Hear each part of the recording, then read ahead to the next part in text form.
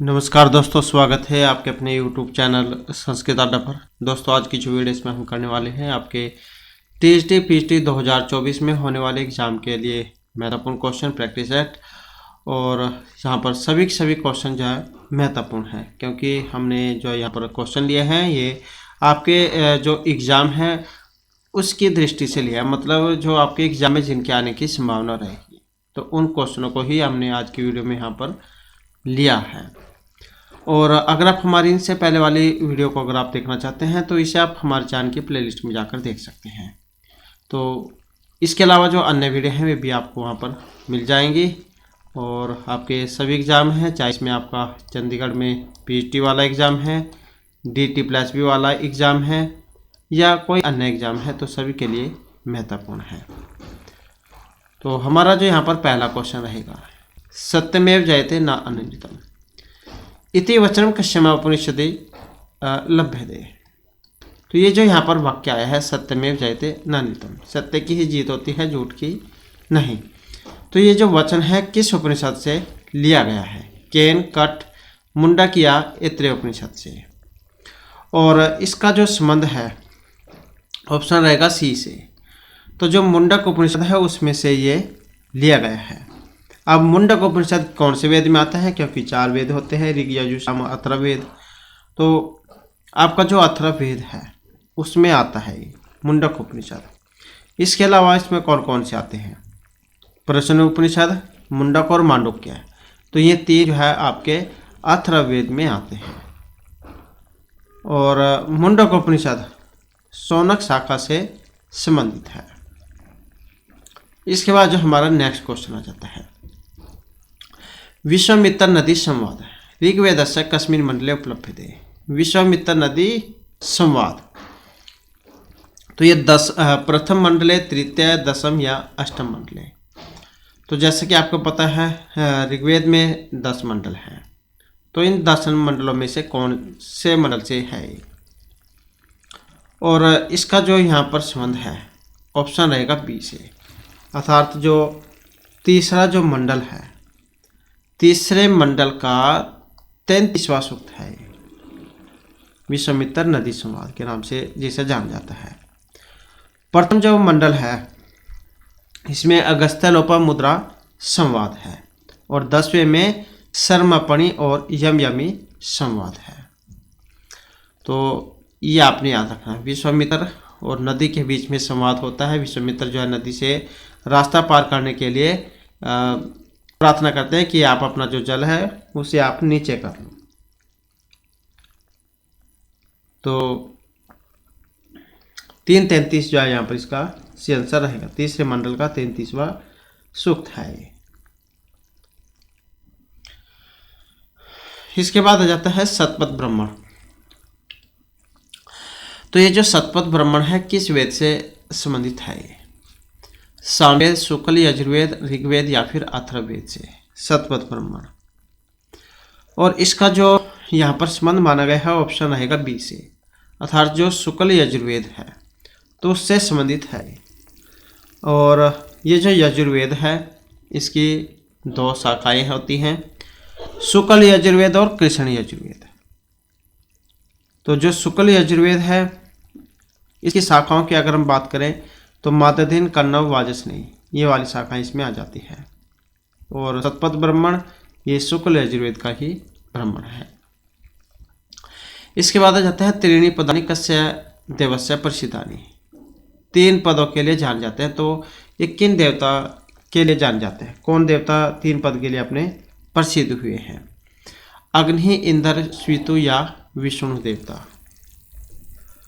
और इसमें हमारा सी आंसर है ऑप्शन डी वाला, तो जो ये विष्णु देवता है, क्योंकि इन्होंने सिर्फ 3 पग से ही जो संपूर्ण ब्रह्मांड जो था उसको माप लिया था, इसलिए इनका नाम त्रिविक्रम पड़ा है।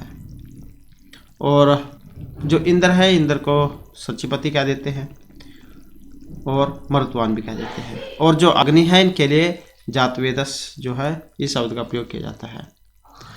इसके बाद जो हमारा यहाँ पर नेक्स्ट क्वेश्चन आ जाता है,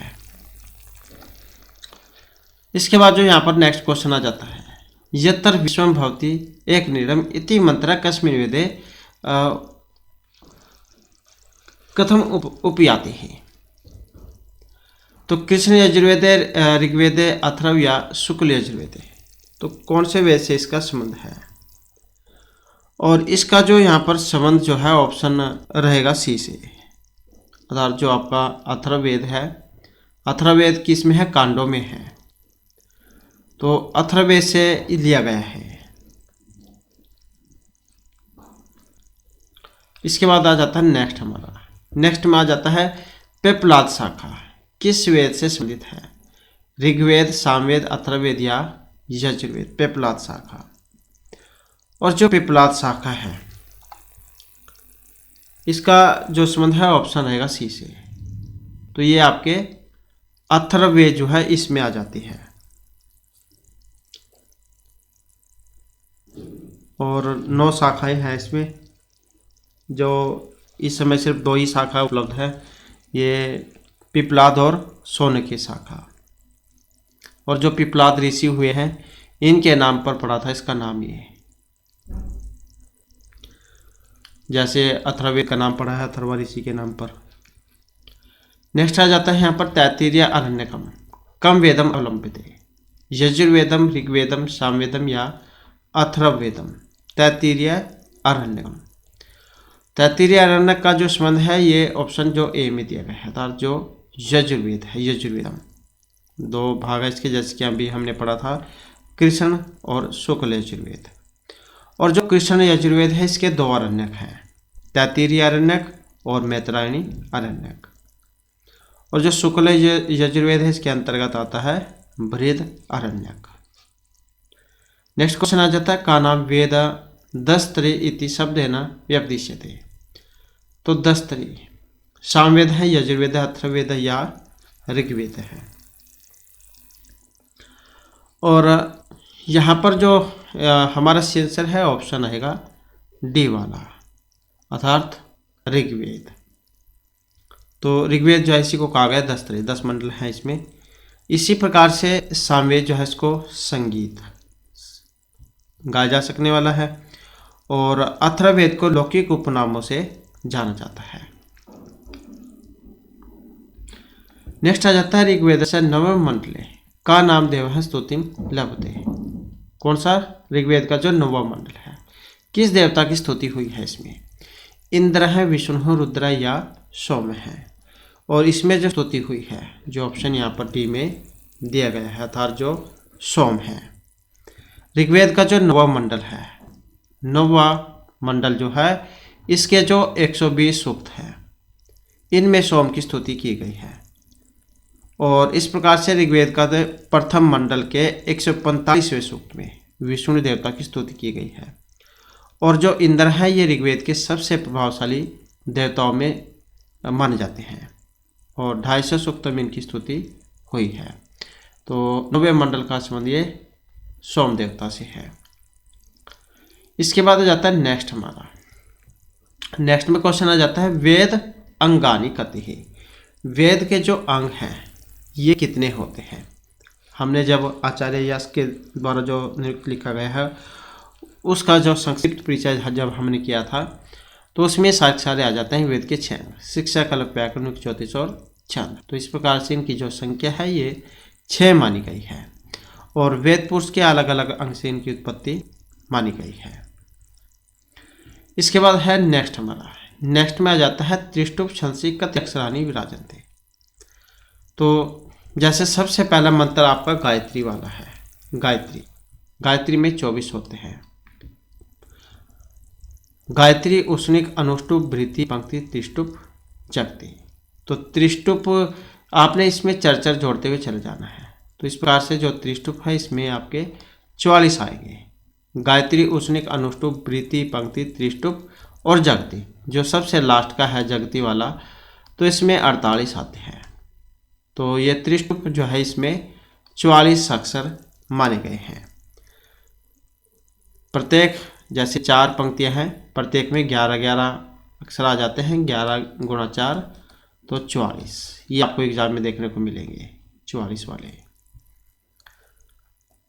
तो ये आप याद रखिएगा, चतुः चत्वारिंशत्, ये इसको संस्कृत में कहा जाएगा। नेक्स्ट आ जाता है श्रोत्र सूत्रम, किम वेद अंगम विषय करोति। ये जो श्रोत्र सूत्र है वेद के अंग के विषय हैं, कल्प में, निरुक्त में, ज्योतिष में या व्याकरण में। श्रोत्र, और यहाँ पर जो श्रोत्र का जो संबंध है, जो यहाँ पर ऑप्शन ए में दिया गया है, तो इनका संबंध कल्प से माना गया है। कल्प जो है इसकी उत्पत्ति वेद पुरुष के जो हाथ है उससे मानी गई है। और जो कल्प है ये 4 भागों में बटा हुआ है, जो जैसे कि एक तो यही हुआ श्रोत्र वाला, दूसरा गृह है, धर्म और शूलसूत्र। तो इस प्रकार से 4 जो भाग है इसमें ये बटा हुआ है, श्रोत्र गृह, धर्म और शूलसूत्र में। इसके बाद है सांख्यस्य मतमिदम, सांख्य का मत है। आरंभवाद है, विवर्तवाद है, सत्कार्यवाद है या सत्कार्यवाद है। अब इसमें देखें तो ऑप्शन डी वाला रहेगा, तो कौन सा है यहाँ पर? सत्कार्यवाद है। सांख्य दर्शन किनका है? जो आचार्य कपिल मुनि है। और सांख्य दर्शन में जो ये आपका परिणामवाद है, इसको ही सत्कार्यवाद के नाम से कहा गया है। और जो सत्कार्यवाद है इसकी पुष्टि के लिए 5 जो हेतु हैं ये माने गए हैं, जिसमें असद कारणात्, उपादान ग्रहणात्, सर्वसंभव अभावात्, शक्तस्य शक्य कारणात्, कारणभावात् सत्कार्यम। तो इस प्रकार से सत्कार्य जो है यहाँ पर ये 5 हेतु इसके बताए गए हैं। असद कारणात्, उपादान ग्रहणात्, सर्वसंभवात्, शक्तस्य शक्य कारणात् और कारणभावात्। इसके बाद आ जाता है नेक्स्ट क्वेश्चन हमारा। नेक्स्ट में है त्रिगुण अतीतो अयम। तो ये महान है, अहंकार है, पुरुष है या विकार है। त्रिगुण अतीतो अयम। अब इसमें देखें तो यहाँ पर इसमें कौन सा है? त्रिगुण अतीतो। और इसमें देखें तो जो ऑप्शन सी में है पुरुष, तो इनको माना गया है, पुरुष जो है त्रिगुणातीत माना गया है। अव्यक्त एवं सभी पदार्थ त्रिगुण अविवेकी विषय आदि होते हुए भी संघात रूप में है। जन्म मरण एवं इंद्र की व्यवस्था होने एवं अलग अलग रूप में प्रवृत्त होने से पुरुष जो है ये त्रिगुणात्मक की श्रेणी में माना गया है। इसके बाद आ जाता है अगला क्वेश्चन हमारा, विषादो अयम स्वरूपम। तो ये सत्वगुण है, तमोगुण है, रजोगुण है या पुरुषस्य पुरुष है। तो विषादो अस्य स्वरूपम। अब इसमें देखें तो ऑप्शन रहेगा बी वाला। तो जब हमने ये गुण वाला क्वेश्चन किया था तो गुण 3 माने गए हैं, सत्व, रज और तमोगुण।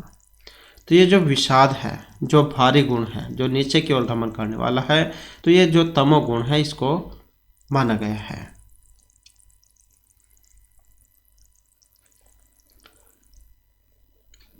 एग्जाम में कई बार क्वेश्चन ये भी आता है कि गुण कितने होते हैं? सत्व, रज, तम 3 वाले गुण हैं ये। नेक्स्ट क्वेश्चन है हमारा यहाँ पर, भूतात् अहंकारात् उत्पत्ति है। तो ये ज्ञानेन्द्रिय पंचकम है, कर्मेंद्रिय पंचकम है, तन मात्र पंचकम है या फिर मन है। अब यहाँ पर अगर हम इसमें देखें तो ऑप्शन जो है सी वाला रहेगा। तो ये तत्मात्र पंचकम जिसमें माना गया है, अर्थात जो अहंकार है, अहंकार से जो पंच तन्मात्राएं हैं इनकी उत्पत्ति होती है। पंचमहाभूत कह देते हैं किसे। अब यहाँ पर ये क्वेश्चन भी कई बार आ जाता है, जैसे पंच तन्मात्राएं हैं यहाँ पर, तो ये कौन कौन से हैं? शब्द, स्पर्श, रूप, रस, गंध। तो ये 5 है। पंच ही महाभूत होते हैं, आकाश, वायु, तेज, जल और पृथ्वी। पंच ही ये कर्मेंद्रिय है, पंच ही ज्ञानेंद्रिय होती है। तो वैसे तो सूक्ष्म से जो है ये संख्या दर्शन जो है इसमें 25 तत्वों की उत्पत्ति बताई गई है, और मनुष्य का जो शरीर है वो 17 तत्वों की उत्पत्ति वाला बताया गया है। तो तन्मात्राएं जो है यहाँ पर जो अहंकार से उत्पन्न हुई जो है ये पंच तन्मात्राएं मानी गई है। इसके बाद आ जाता है अनुबंधोयम। तो यहाँ पर ये अनुबंध का क्वेश्चन है, अनुबंध कितने होते हैं या फिर कौन कौन से होते हैं। तो ये पंचीकरणम है, ज्ञानम है, लक्षणम है या विषय है। और अनुबंध अयम, तो ये है विषय, जो ऑप्शन सी में दिया गया है। विषय अनुबंध है। विषय है जीव ब्रह्म एकम शुद्ध चैतन्यम प्रमेयम तत्रैव वेदांता नाम तात्पर्यात्। तो इस प्रकार का है ऑप्शन सी, जहाँ यहाँ पर इसका माना गया है विषय को। नेक्स्ट आ जाता है निमित्तिकम कर्म इदम ज्योतिष्टोम यगम ब्रह्म इत्या जातेष्टि और संध्या वंदनम। तो निमित्तिक कर्म है यहाँ पर कौन से हैं, और जो यहाँ पर ऑप्शन सी में दिए गए हैं जातेष्टि, अर्थात पुत्र जन्म आदि के निमित्त किए जाने वाले जातेष्टि आदि निमित्तिक कर्म है। और ये जो ब्रह्म हत्या है, ये है ब्रह्म हत्या, यह निषिद्ध कर्म है। और ये जो ज्योतिष्टोम जो दिए गए हैं, ज्योतिष्टोम आदि, ये काम्य कर्म की श्रेणी में आते हैं। और जो ये पूजा पाठ होते हैं, संध्या वंदना, ये हर रोज वाले काम है, नित्य कर्म जो हर रोज किए जाने वाले होते हैं। तो इस प्रकार से इनको माना गया है। तो निमित्त जो कर्म है ये जातेष्टि माने गए हैं। जात मतलब पुत्र को कह देते हैं, तो पुत्र जन्म आदि के निमित्त किए जाने वाले काम। इसके बाद आ जाता है विज्ञान में कोश स्वयं। विज्ञान में कोश पंच ज्ञानेन्द्रिय साथ में बुद्धि, पंच ज्ञानेन्द्रिय साथ में मन, पंच ज्ञानेन्द्रिय साथ में प्राण आदि पंच कर्मेंद्रिय साथ में बुद्धि। तो विज्ञान में कोश है इसमें। अब जो विज्ञान में कोश है ये कौन सा है?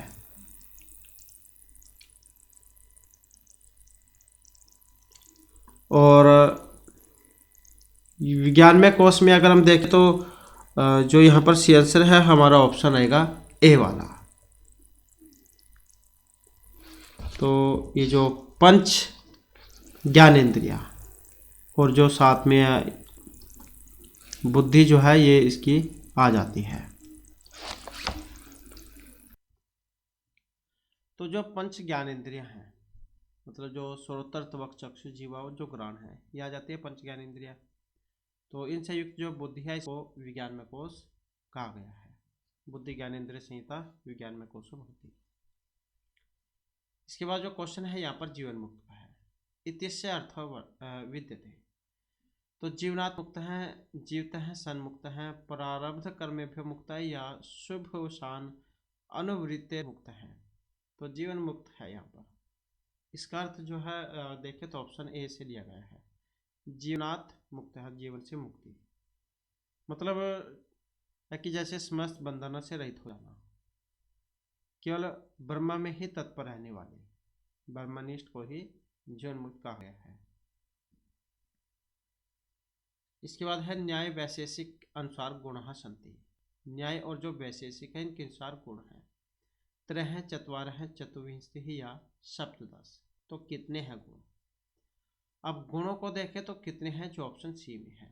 हमने जब पदार्थ वाला क्वेश्चन किया था तो जो 7 पदार्थ थे आपके, द्रव्य गुण कर्म सामान्य विशेष समय और अभाव, तो उसमें हमने गुण जो किए थे तो ये 24 किए थे। तो कितने होते हैं गुण? 24। रूप रस गंध स्पर्श संख्या परिमाण पृथकत्व संयोग विभाग परतव अपरतव गुरुत्व स्नेह शब्द बुद्धि सुख दुख इच्छा द्वेष प्रयत्न धर्म अधर्म और संस्कार। तो इस प्रकार के जो हैं ये माने गए हैं। तो कितने होते हैं? 24। नेक्स्ट आ जाता है घट है स्वगत रूप आदि है। घड़ा जो है इसका स्वगत रूप आदि, ये अस्मय कारण है, समय या निमित्त कारण है, या कारण ही नहीं है। तो ये जो यहाँ पर क्वेश्चन आया है कारण वाला क्वेश्चन है। कारण जो 3 होते हैं आपके, समय, असमय और निमित्त कारण, और इसको जो माना गया है ऑप्शन बी वाला है। तो ये समय कारण माना गया है। घट अपने रूप आदि का समय कारण है। जैसे तंतु है, तंतु पट के प्रति समय कारण है। आपने पढ़ा भी होगा, यत् समेत कार्यमोत्पत्ति तत् समय कारण, यथा तंतु है पटस्य समय कारण। तो ऑप्शन जो है बी वाला इसमें माना गया है। इसके बाद जो नेक्स्ट क्वेश्चन आ जाता है हमारा श्रोत्रेण शब्द साक्षात्कारे सन्निकर्ष है। संभोग विशेषण विशेष्य भाव समाय या सूक्त समाय है। तो श्रोत्रेण शब्द साक्षात्कारे सन्निकर्ष है और इसमें है ऑप्शन सी वाला। तो क्या है? समवाय है। सन्निकर्ष का क्वेश्चन है। सन्निकर्ष जो है इनकी संख्या 6 होती है। तो यहाँ पर जो इसमें ये श्रोत्र के द्वारा जो शब्द जो साक्षात्कार है इसमें जो है समवाय सन्निकर्ष जो है इसको माना गया है कि जब कान से शब्द ग्रहण किया जाता है तो उस समय कर्ण ही इंद्रिया है और शब्द अर्थ है। इन दोनों का सन्निकर्ष समवाय सन्निकर्ष होगा। इसके बाद आ जाता है सादृश्य ज्ञानम कर्णम अनुमिति ही उपमिति ही शब्द बोधस्य या चक्षुष प्रत्यस्य। और यहाँ पर जो इसमें देखें तो हमारा सी आंसर है ऑप्शन बी वाला, अर्थात जो उपमिति है यहाँ पर माना गया है। उपमिति क्या होती है ये भी कई बार आता है एग्जाम में। तो संज्ञा संज्ञी संबंध ज्ञानम उपमिति ही, ये आती है आपके एग्जाम में, वेरी वेरी इंपॉर्टेंट है। संज्ञा संज्ञी संबंध ज्ञानम उपमिति ही तत्कर्णम सादृश्य ज्ञानम। संज्ञा संज्ञी जो संबंध है, इनका जो संबंध है उसका ज्ञान उपमिति है और उस उपमिति के प्रति उपमेय में उपमान का सदृश्य ज्ञान अर्थात दर्शन ये कर्ण है। तो उपमिति जो यहाँ पर माना गया है सादृश्य ज्ञानम उपमिति ही। नेक्स्ट आ जाता है वृद्धि संज्ञा विधायक सूत्रम। वृद्धि रेचि वृद्धि रादेच मृजर वृद्धि या वृद्धिभ्य स्यन हूं।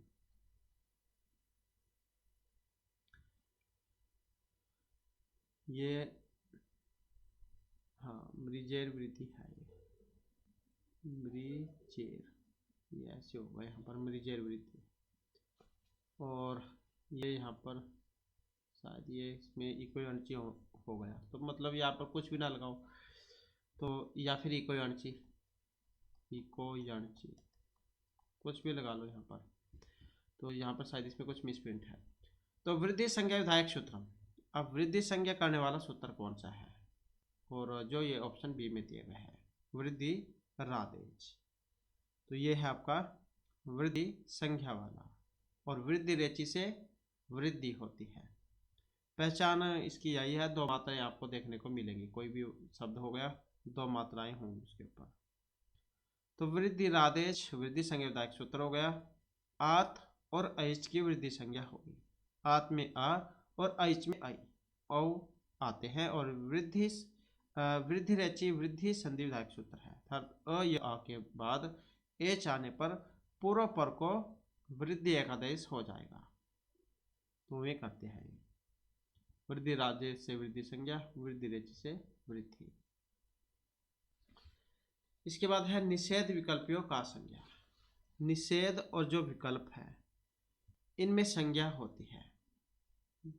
निषेध विकल्प, विकल्प निषेध, विकल्प या विभाषा। तो यहाँ पर न वेती विभाषा सूत्र आपने पढ़ा होगा, जो आपकी विभाषा करता है, विभाषा संज्ञा, जो यहाँ पर ऑप्शन सी में दिया गया है। निषेध और विकल्प की विभाषा संज्ञा होती है। विभाषा का अर्थ भी होता है विकल्प से, अर्थात हो भी सकता है या भी नहीं भी। अनंतर श्याम जैसे आपने पढ़ा होगा, मतलब एक रूप है उसके 2 रूप बनते हैं, तो वही है ये भी। इसके बाद है एकाल प्रत्यय का संज्ञा। नदी समाहार एक वर्ण है या अप्रिक्तम। एकाल प्रत्यय की संख्या। तो यहाँ पर भी आपने एक सूत्र पढ़ा होगा अप्रिक्त एकाल प्रत्यय, जो ऑप्शन डी में दिया गया है। तो अप्रिक्त एकाल की प्रत्यय संज्ञा होगी। एकाल है प्रत्यय अप्रिक्तम, अर्थात जो एकाल प्रत्यय है इसकी अप्रिक्त संज्ञा होगी। जैसे और ये समाहार जो आया है इसमें आता है सूत्र समाहार सवरित है। उच्चारण स्थान के उच्च अंश से उच्चारित स्वर उदात, नीचे से अनुदात और दोनों से सवरित कहलाता है। और ये नदी वाले की बात करें तो युस्त्राख्य नदी सूत्र है, जो दीर्घ इकारांत और दीर्घ उकारांत की नदी संज्ञा करता है। और एक इससे मिलता जुलता है घी संज्ञा वाला, आज के वाला जो है। जैसे युष्त्राख्य नदी से ये नदी संज्ञा होती है, शेषो घ्या सखी सूत्र है जिससे ये घी संज्ञा होती है, शेषो घ्या सखी। इसके बाद है आपदाने का विभक्ति। आपदान जो है इसमें विभक्ति होती है। आसान क्वेश्चन है, ऑप्शन बी वाला हो जाएगा। तो पंचमी विभक्ति होती है इसमें, आपदाने पंचमी सूत्र के द्वारा। और सप्तमी तो सप्तम में अधिकरण चाहे इसके द्वारा होगी, अधिकरण कारक में। कर्तिकर्णयों तृतीय के द्वारा तृतीय विभक्ति होती है। और प्रथमा विभक्ति की बात करें तो प्रातिपदिकार्थ लिंग परिमाणवाचक मात्रे प्रथमा, इस सूत्र के द्वारा प्रथमा होती है। इसके बाद है यहाँ पर ये जो तालिका है इसका आपने जो है मिलान करना है। और मिलान करने में जिसका भी आपको पहले पता हो उसी को मिलान करके देख लें आप। जैसे टी वाला है इसी को देख ले, अचंत आदि टी सूत्र है जो लगता है इसमें। तो बी का एक में देख ले कौन सा वाला है। तो ये ऐसे होना चाहिए था क्योंकि सभी में 1 2 3 कर दिया, 1 2 3 4। तो जो ये है टी वाला बी का 4, बी का 4 इसमें है। अब जब आपको पक्का पता है तो इसके साथ देख ले फिर आप, या फिर अपनी शॉर्ट टिक लेने भी देख सकते हैं। जैसे गुण है, अध्ययन गुण से गुण संज्ञा होती है। सी के 1 में देख ले कौन से में है। तो सी का 1, अभी इसका मतलब है यहाँ पर ये जो ऑप्शन है ये भी आपके गलत आ गए हैं। तो यहाँ पर जो है ये ऐसे होना चाहिए, तो यहाँ पर 4 आएगा फिर ये, सॉरी हाँ यहाँ पर 4 आएगा। तो प्रगृह संज्ञा ये जो है ए का 1, यहाँ पर आएगा 1। द्विवचनम से प्रगृह संज्ञा, और बी का ये होगा 4, और अध्ययन गुण से गुण संज्ञा होती है। सी का 2 होना चाहिए, और फिर जो नदी जो है युष्त्राख्य नदी ये वाला डी का 1। तो इस प्रकार से जा हो जाएगा ये। तो ए का जो है ये 2 है।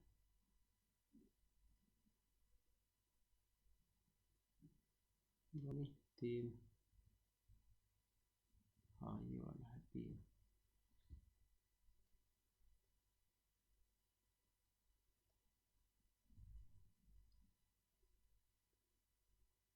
तो ये द्विवचनम हो गया इसका, याद जो टी हो गया, अध्ययन गुण से गुण हो गया, मतलब से ये ठीक है।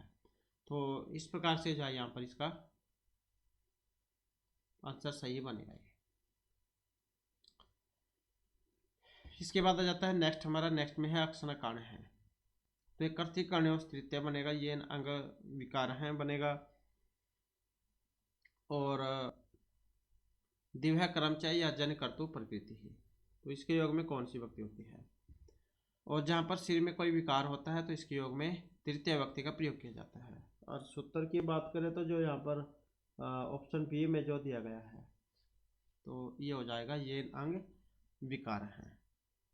जिस विकृत अंग के द्वारा अंगी का विकार लक्षित हो तो वहाँ पर लगती है तृतीय विभक्ति।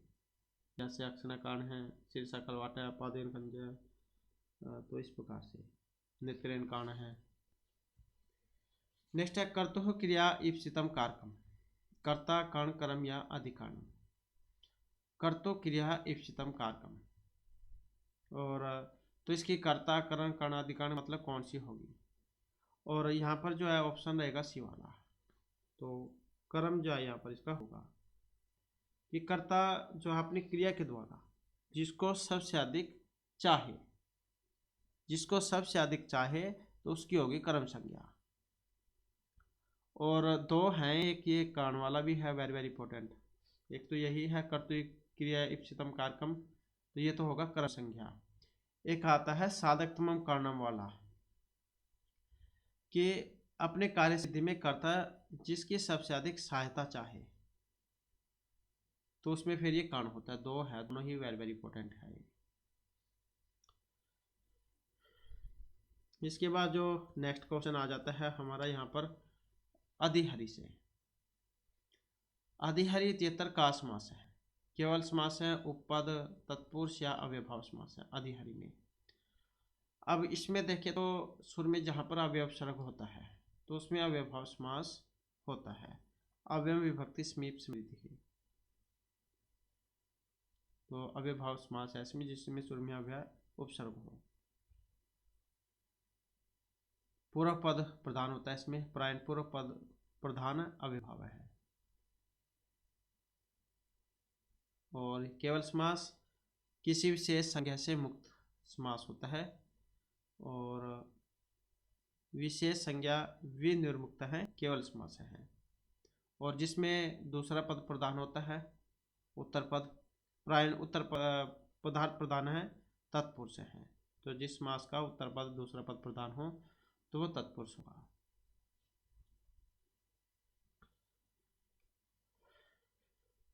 इसके बाद है नित्य समास है नाम। अस्वपद विग्रह, स्वपद विग्रह, विकल्पन है भवती या विग्रहवान। अब इसमें कौन से वाला है, और यहाँ पर जो इसमें जो ऑप्शन ए में दिया गया है नित्य समास है नाम स्वपद विग्रह है, अर्थात जो समास नित्य होने पर लौकिक विग्रह करने की स्थिति में अस्वपद विग्रह किया जाता है, जबकि वैकल्पिक समास में स्वपद विग्रह किया जाता है। तो यहाँ पर जो है इसमें ऑप्शन जो ए है, ए को माना गया है। इसके बाद है नेक्स्ट हमारा, नेक्स्ट में आ जाता है संयोगात्मक भाषा। आंग्लम है, संस्कृतम है, चीनी है या हिंदी है। संयोगात्मक भाषा, और इसमें है ऑप्शन बी वाली अर्थात जो संस्कृतम संस्कृत। तो संयोगात्मक भाषा जिसके अंतर्गत कौन सी आएगी, संस्कृत भाषा। संस्कृत में जो है सम उपसर्ग है, कौन सा उपसर्ग है, सम उपसर्ग पूर्वक क्रिय धातु है इसमें, और सम उपसर्ग पूर्वक क्रिय धातु और कथ प्रत्यय के योग से बना है। और हिंदी ये आती है वियोगात्मक भाषा के अंतर्गत, और जो चीनी है ये अयोगात्मक भाषा में आती है। हिंदी वियोगात्मक भाषा में, चीनी अयोगात्मक भाषा में, और संस्कृत ये आती है संयोगात्मक भाषा में। नेक्स्ट आ जाता है निर्दिष्टेषु स्पर्शः का। म है, ह है, अ है या फिर ला है। स्पर्श है, स्पर्श भी आ जाता है, कई बार स्पृष्ट भी आपको देखने को मिल सकता है, या फिर काद्योम अवसाना भी आपको देखने को मिल सकता है। ये वाला काद्योम अवसाना इस प्रकार भी आ जाता है। बात सब की एक ही है, स्पर्श वर्ण वाली। तो जो का से लेकर मा तक जो होते हैं, कोरक चोरक त्वरक त्वरक पोरक, ये वाले। इसके बाद आ जाता है ताल्य। तो इनमें एक स्पर्श वर्ण आप समझ ही गए होंगे कौन सा है यहाँ पर। तो जो ये ऑप्शन ए में दिया गया है माँ। इसके बाद आ जाता है जो ये तालव्य वर्ण है, तालु से जो बोले जाते हैं। अ है, क है, स या स, कौन से वाला है। अब इसमें इच असानम तालु, ई, च्वर्ग, य और श, तो ये इनका उच्चारण जो है हमारे तालु से होता है। तो ऑप्शन कौन सा होगा, डी वाला, स जो इसका हो जाएगा। इच असानम तालु। अकुह विसर्जनम कंठ है, ऋतुर्षानाम मूर्धा, ऋतुलसानाम दंता, ऐसे होते हैं ये उच्चारण स्थान। एक एक क्वेश्चन जरूर आएगा, तो इनके ऊपर भी हमारे द्वारा पहले क्वेश्चन कराए गए थे, पुराने वाली वीडियो में आपको मिल जाएंगे। नेक्स्ट आ जाता है यांचम होगा वरम आदिगुणे नादमी लब्धकामा। इतिहास में तो ये रघुवंश महाकाव्य में है, किरातार्जुनीयम, कादम्बरी या मेघदूतम में है। अब इसको देखें तो ऑप्शन कौन सा है, ऑप्शन आएगा डी वाला, तो जो मेघदूत है, तो उसमें से ली गई है। महर्षि कालिदास के द्वारा रचित है मेघ का दूत के रूप में, अर्थात जो यक्षस में मेघ का दूत के रूप में अपनी प्रियतमा के लिए संदेश लेकर भेजता है। तो इसी के नाम पर जो नाम आया था ये मेघदूत। इसमें कहा गया है कि श्रेष्ठ लोगों से निष्फल याचना भी दुष्ट लोगों की सफल याचना से अच्छी होती है। मतलब उसी के पास जाना चाहिए जिसका थोड़ा सा भरोसा भी हो कि ये मेरा काम कर सकता है। नेक्स्ट है बाणभट्ट विरचितम अस्ति बुद्ध चरितम नैषेध्य हर्ष या दस कुमार चरितम। तो कौन सी है? अब यहाँ पर जो ऑप्शन रहेगा बी वाला, तो जो हर्ष चरितम है तो यही है।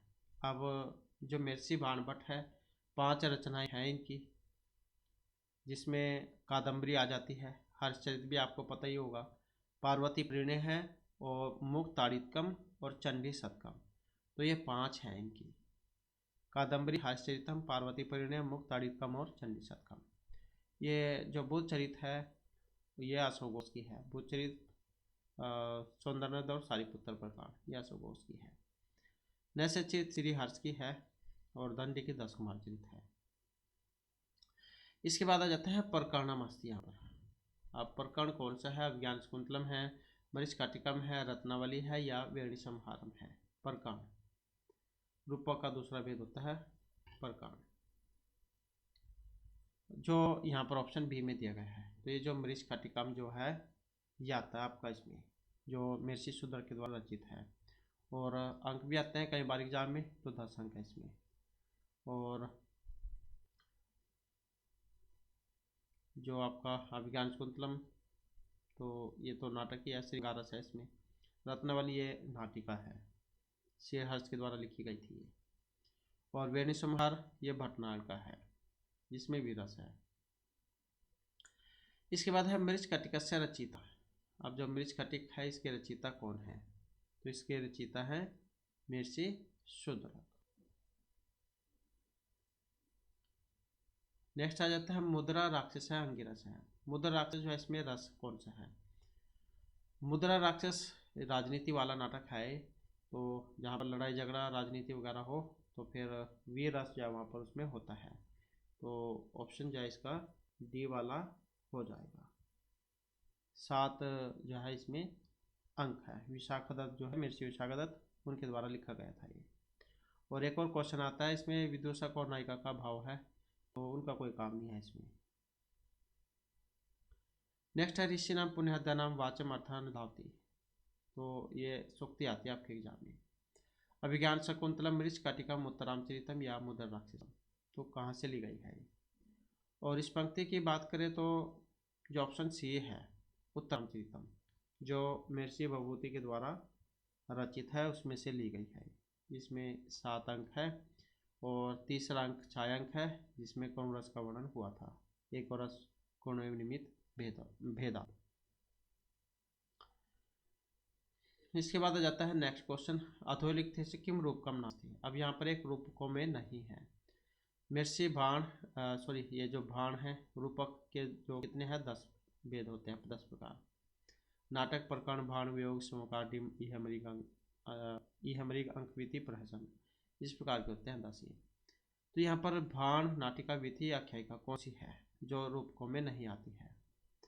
अब नहीं है जो ऑप्शन सी में दी गई है। तो ये जो आख्यायिका जो है यही नहीं आती है इसमें, क्योंकि ये आती है आपके जो उपरूपक 18 जो होते हैं उसमें आती है आख्यायिका। रूपक के 10 है और उपरूपक के 18 है भेद, तो ये आप याद रखिएगा।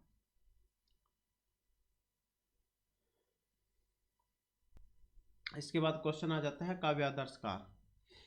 रुद्रट है, दंडी है, वामन है या राजशेखर है। काव्यादर्शकार कौन है? तो जो ऑप्शन सी में दिया गया था जो महर्षि दंडी है। अब किस में है? परिच्छेदों में है, ये आप याद रखिएगा, परिच्छेदों में है। और परिच्छेदों की संख्या कितनी है? तो परिच्छेदों की संख्या है 10। और जो ये रुद्रटाय है इनका है काव्यालंकार, ये वाला काव्य अलंकार, काव्यालंकार, तो ये है इनका काव्यालंकार।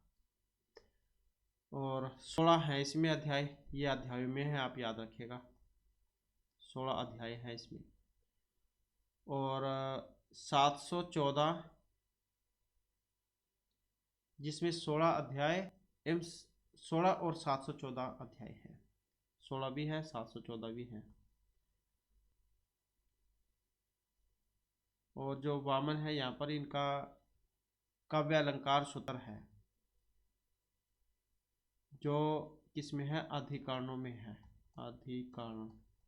तो ये अधिकरणों में है और इनकी जो संख्या ये 5 है। और जो यहाँ पर ये राजशेखर, इनकी है काव्य मीमांसा, काव्य काव्य मीमांसा, मीमांसा, काव्य मीमांसा।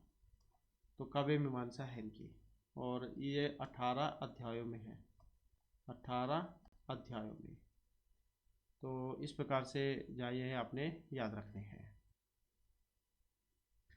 इसके बाद आ जाता है अलंकृति पुनः कवपी, ये लक्षण हैं। तो क्या है, विश्वनाथ, भामा, मम्मट या दंडी के। और इसमें जो ऑप्शन रहेगा बी वाला, तो जो आचार्य मम्मट है उनकी है ये। तद अदोषो शब्दार्थो सगुणो अलंकृति पुनः कवपी, ये आती देती है कई बार एग्जाम में उलझाने के लिए, ताकि पता न लगे कहाँ से ली गई है। कई बार दे देते हैं पूरी, नहीं तो लगभग आधी ही देते हैं इसमें लक्षण ये। तो आचार्य जो ये मम्मट है का है ये। और काव्य प्रकाश इनके द्वारा रचित रहेगा, काव्य प्रकाश।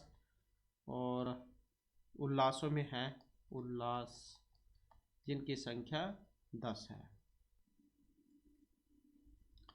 इसके बाद आ जाता है नेक्स्ट हमारा अद्भुत रस से स्थायी भाव है। अद्भुत जो रस है स्थायी भाव क्या है, 9 जो रस होते हैं आपके, श्रृंगार, हास्य, करुण, रोदरवीर, भयानक, विभत्स, अद्भुत और शांत। तो अद्भुत रस का स्थायी भाव है यहाँ पर कौन से वाला है, जो ऑप्शन सी में दिया गया है, ये जो विस्मय जो है यही है इसका। और श्रृंगार का ये रति होता है, करुण का शोक होता है, और जो विभत्स रस है इसका जुगुप्सा होता है स्थायी भाव। इसके बाद है नेक्स्ट क्वेश्चन, से अंतरानिष्ठ व्यापार है भवती, व्यंजन व्यापार, अभिधा लक्षण या तात्पर्य अभिधा व्यापार है। अब इसमें देखें तो हमारा जो यहाँ पर सी आंसर है ऑप्शन जो सी है, तो सी जो है इसको माना गया है, लक्षण व्यापार है। नेक्स्ट जो हमारे यहाँ पर क्वेश्चन है, नाटक के न्यूनतम कति अंक भवन्ति, नाटक जो होता है इसमें कम से कम कितने अंक होते हैं, नाटक की बात आई है यहाँ पर, कम से कम और अधिक से अधिक। तो कम से कम जो है इसमें 5 होते हैं, अधिक से अधिक इसमें 10 होते हैं। कम से कम 5, अधिक से अधिक 10 अंक होने चाहिए नाटक में।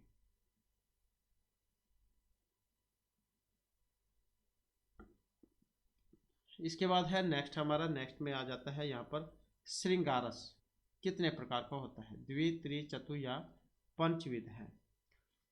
श्रृंगार रस की अगर हम बात करें तो ये होता है ऑप्शन ए वाला, अर्थात द्विविध है। तो कितने प्रकार का होता है, 2 प्रकार का माना गया है, संभोग और विप्रलंभ श्रृंगार। संभोग जो श्रृंगार है ये असंख्य माना गया है, जबकि विप्रलंभ जो श्रृंगार है इसके 5 वेद माने गए हैं। नेक्स्ट जो हमारा क्वेश्चन है, अलकापुरी वर्णनम को उत्तर प्राप्त है, अलकापुरी का वर्णन। तो अलकापुरी का जो वर्णन है हमें, ये मेघदूत में हमें प्राप्त होगा, जो ऑप्शन सी में दिया गया है, महर्षि कालिदास के द्वारा रचित है। और अलकापुरी के जो राजा हैं, मतलब कौन थे, तो ये यक्ष थे, धनपति कुबेर, कुबेर की नगरी है ये, कैलाश पर्वत पर है। और इसके साथ ही जो विदिशा उसका भी वर्णन भी है इसमें। और कादम्बरी महर्षि बाणभट्ट की जो रचित है इसमें भी जो है आपको विदिशा का वर्णन देखने को मिलेगा कादम्बरी में। और